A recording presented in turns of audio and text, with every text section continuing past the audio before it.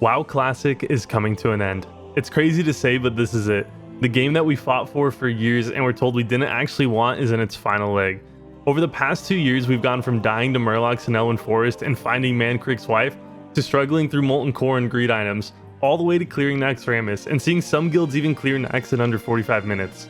The end of this journey and the start of our next adventures in Outlands is bookended by one of the most interesting times in WoW Classic's history, the pre-patch.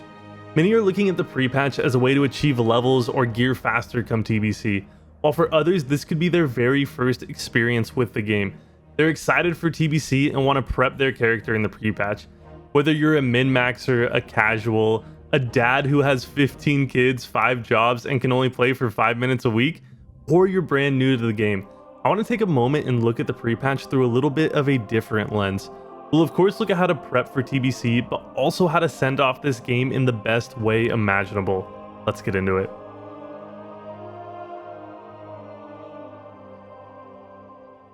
Classic WoW was and is the only iteration of World of Warcraft in which you can experience 40-man raiding. While 40-man raiding did come with its challenges, aka trying to deal with a ton of middle-aged men bickering over loot, it's a raiding experience unlike any we'll ever see again, and in the pre-patch it gets even more interesting.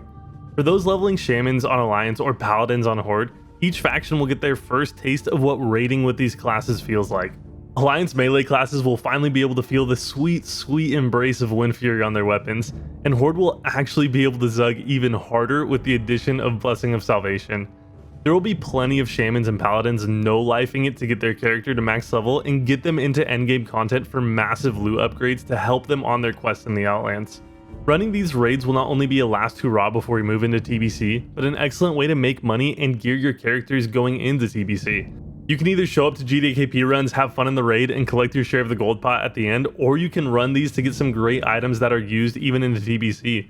I won't go over a ton of these items in this video, but just some examples are the trinkets in Blackwing Lair, like Rejuvenating Gem for healers, Stylene's Impeding Scarab, which is actually a solid tank trinket in TBC, or you could run AQ40 for a shot at Scarab Brooch, a fantastic healing trinket which can honestly be used for a very long time by you healers. And then of course there's all the Nax loot, which is competitive pre-raid best in slot. There's tons of great items that you can pick up in these raids to prepare your character for TBC, or like me, you could just go to GDKPs to save up the 5,000 gold needed for your epic flying mount.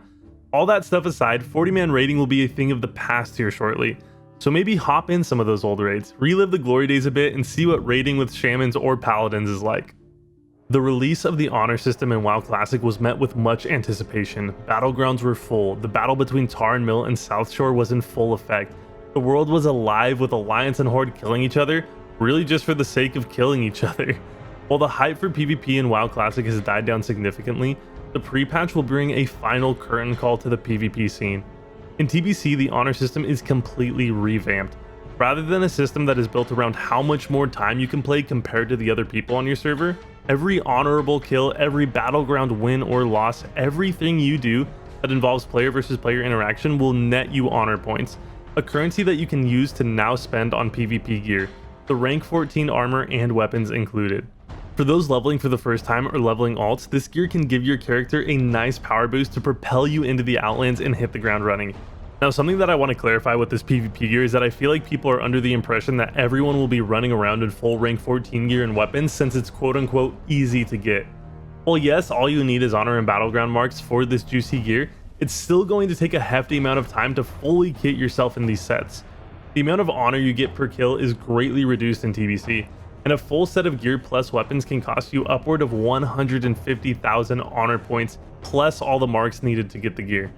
Now, it's nowhere even close to the grind it was in Classic, but it won't be free gear by any means. You'll still have to put in the time and should prioritize the gear slots that can benefit from an upgrade the most. If you've been playing the game and are decked out in Nax gear, the PvP gear will obviously not be worth it for you, but any honor and marks you farm in the pre-patch will be available to you in TBC. Anyone serious about arena and PvP in general will want to have the max of 75,000 honor and 100 of each battleground mark saved up to give them that competitive edge right out of the gate once they hit level 70. Now, the thing I'm most excited about for PvP in the pre-patch is that arenas will be open. For this short time in the pre-patch, arenas are going to be an absolute circus and it's going to be a blast. We're talking arenas with 0 resilience and fully kitted Naxxramas geared players. Priests like me are going to be dusted within seconds, and I'll tell you what, I'll be loving every second of it.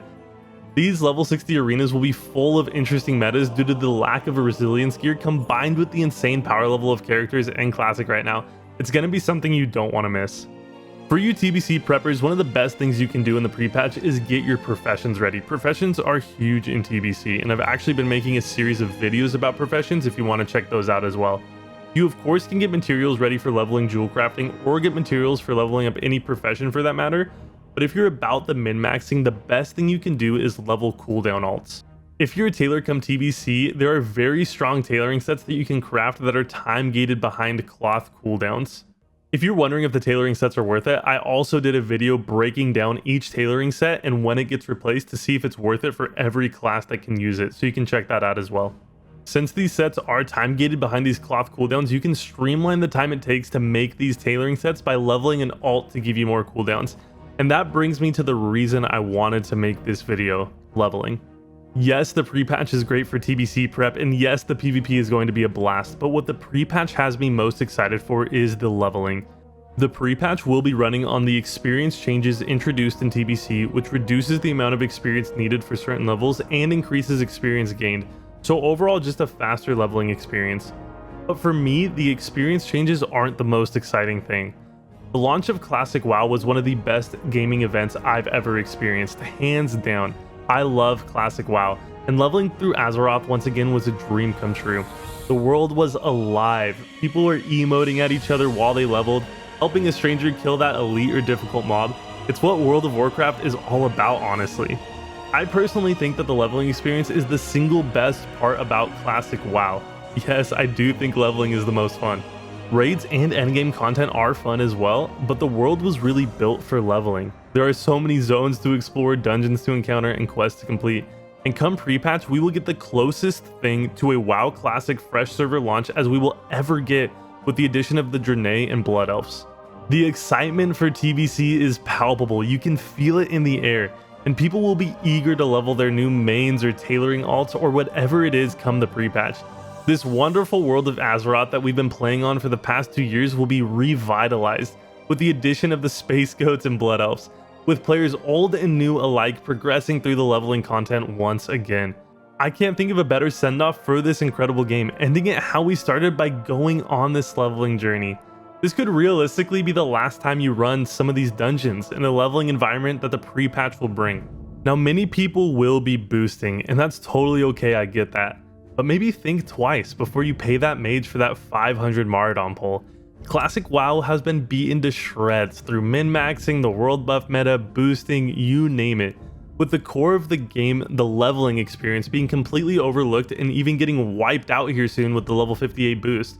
So maybe, just maybe, respond to that looking for 2 more dead mines, or looking for 1 more full BRD quest run, and really experience some of the aspects of Classic WoW that have been overlooked for the last couple of phases.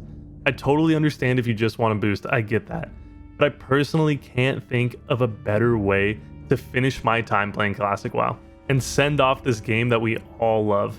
What about you guys? What are you looking forward to the most in pre-patch? The PvP, raids with shamans or paladins depending on your faction, or just adventuring once again through the leveling process like I am?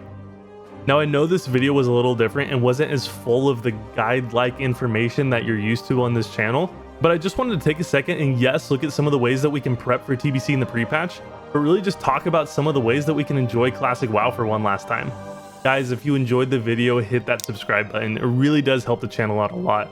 I'm also live on Twitch throughout the week at twitch.tv/AmeTV.